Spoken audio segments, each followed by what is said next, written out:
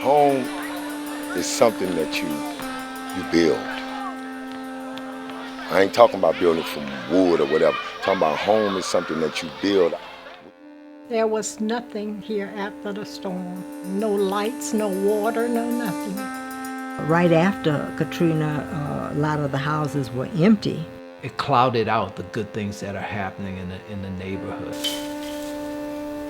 The Hollygrove people have a spirit, a willingness to do and to work and to roll their sleeves up. Hollygrove is a community that cares. It's a community of brotherhood and sisterhood. Neighbors help each other. I used to cut the grass across the street from my house. I'm like, and nobody paid me to do this. I was doing it because I take pride in where I live at. You can't sit down and expect everybody else to do things. You have got to be a part of it physically, actively. It may have been forgotten by others, but the people who had lived here came back in and did what we had to do to get Hollygrove up and running.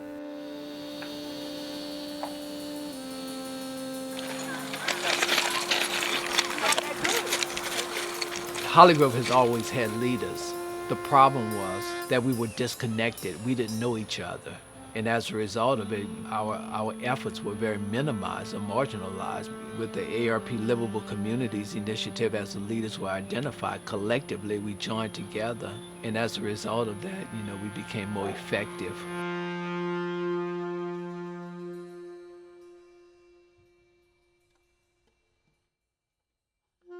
I grew up in Hollygrove, and so many of the guys that I grew up with are either dead, on drugs, or in jail. We had a big problem with murders. I used to make demands on New Orleans Police Department. If we needed something done back here, I fussed until it happened. We identified a house that was where they were selling crack. And that house is demolished now. So I know that has reduced crime a lot. I was a part of the health committee. We came up with the idea of walking for health. Naturally, we chose the area around Conrad Park.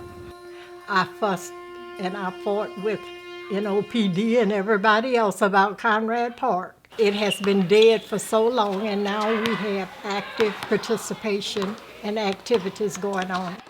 Ready? Pick them knees up. Last row, pick them knees up. Check this out. Everybody. First, we had like 5 kids. And the 5 kids spread the word that they got coaches now that, that'll be there. We just said we're gonna try to get it like when we came out. When we were kids. Now you can see people more coming out now. People coming out. Practice last week, we had a grandmother with her grandchildren. She said, I haven't been to this park in years. And it makes a community better. Instead of these kids fighting each other every day on the block, they could be on the same team, being friends, like it used to be. It's bigger than football with me, but this they sanctuary now. Come on, Blue. What you looking at?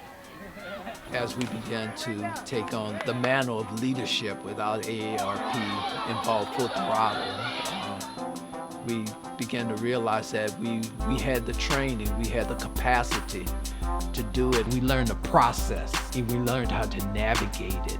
And all of a sudden, these powerful elected officials are listening to us and responding to us. The senior center before the storm was the center of the community. The center was slated to be demolished with no plans to rebuild. Coming into this community, watching the seniors help bring it back, and I wanted those seniors to be able to enjoy this center again in their lifetimes. And an injunction was issued, and from there the decision was made to, in fact, rebuild it. We are less than a month out from the grand opening. Very exciting. At first, after Katrina, everything was, now you see a lot of homes. Not just places to stay, homes, but people raising their children.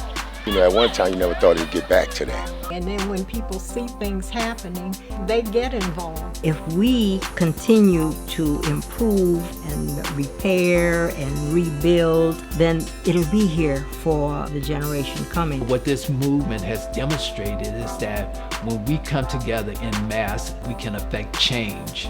And it worked here, so it could work somewhere else. It could work in other neighborhoods.